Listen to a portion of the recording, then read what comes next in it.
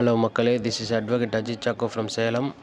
இன்றைக்கி ஒரு ரிஜிஸ்ட்ரேஷன் பண்ணேன். அந்த ரிஜிஸ்ட்ரேஷனில் இருக்க சிக்கலை பற்றி தான் இன்றைக்கி பார்க்க போகிறோம். இதில் சிக்கல் என்னென்னா, பை கேஷாக டிரான்சாக்ஷன் நடந்தது தான் இதில் சிக்கலே.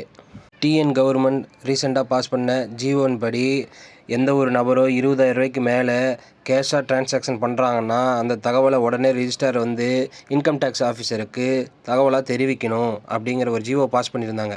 ஆனால் அந்த இன்ஸ்ட்ரக்ஷன் ஃபாலோ பண்ணாமல் சேல் டீட் பண்ண வர பார்ட்டிஸ்கிட்ட நீங்கள் டிரான்சாக்ஷனை கூகுள் பே மூலியமாகவோ அல்லது டிடி மூலியமாகவோ அல்லது செக் மூலியமாகவோ பண்ணி அதை மென்ஷன் பண்ணுங்கள் அப்படின்னு சொல்லி கட்டாயப்படுத்துகிறாங்க. இதில் நம்ம கிளைண்ட் 2 பேருமே பையர் அண்ட் செல்லருக்குள்ளே ஆல்ரெடி டிரான்சாக்ஷன் நடந்து முடிஞ்சிருது.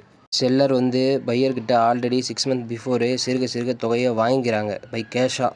அப்படிங்கும்போது அதை எப்படி நம்ம மென்ஷன் பண்ண முடியும் அப்படிங்கிற நம்மளோட கிளைண்ட் ப்ராப்ளத்தை புரிஞ்சுக்கிட்டு உடனே இவங்க என்ன சொன்னாங்களோ அதை அப்படியே போய் சப்ரிஜர் சொல்லி புரிய வைக்க முயற்சி பண்ணேன். ஆனால் அவர் புரிஞ்சிக்கல. நீங்கள் ஆன்லைனில் தான் டிரான்சாக்ஷன் பண்ணணும் அப்படிங்கிற மாதிரி சொன்னார்.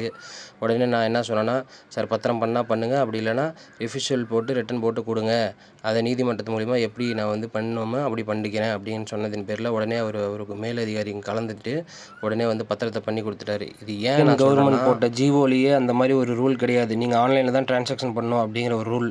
டிஎன் கவர்மெண்ட் ரீசெண்டாக பாஸ் பண்ண ஜிஓ மெயின் மோட்டிவ் என்னென்னா, சப் ரிஜிஸ்டார் பை கேஷாக 20,000 ரூபாய்க்கு மேலே டிரான்சாக்ஷன் பண்ணாங்கன்னா போத் பார்ட்டிஸில் அந்த தகவலை சப் ரிஜிஸ்டார் உடனடியாக இன்கம் டேக்ஸ் ஆஃபீஸருக்கு தகவல் கொடுக்கணுங்கிறது தான் அந்த ஜிஓட மெயின் மோட்டிவ்.